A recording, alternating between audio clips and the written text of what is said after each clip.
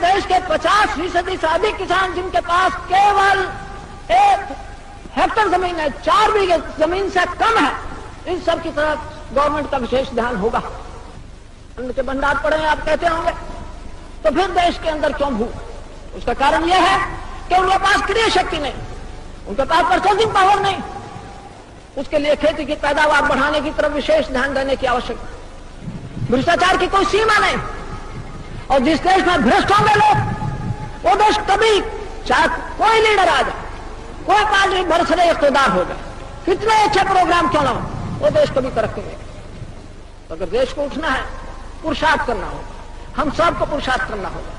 मैं अपने आप को उसमें शामिल करता हूं, अपने जो सहयोगी मिनिस्टर हैं बैठे उन सबको शामिल करता हूं कि हमको अनवरत परिश्रम करना पड़ेगा, तब जाकर ये देश उठेगा। किसी भी देश, बड़े से बड़े देश की तरफ हमारा कोई विशेष झुकाव नहीं हो।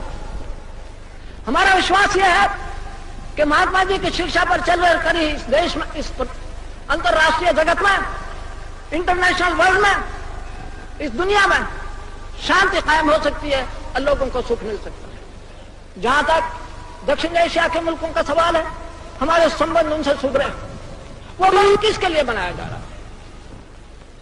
चीन से तो उनकी दोस्ती है, और रूस से भी उनका कोई झगड़ा नहीं है। अफगानिस्तान बहुत छोटा सा मुल्क है, उनसे भी कोई झगड़ा नहीं।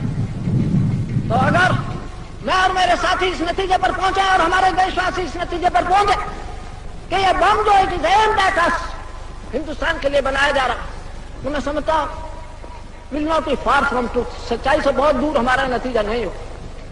हमने तय किया हुआ था, आज तक हमारा यही फैसला है कि हम बम नहीं बनाना चाहते।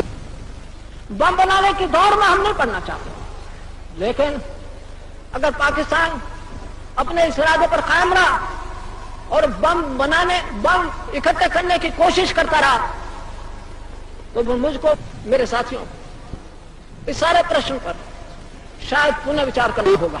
आप लोग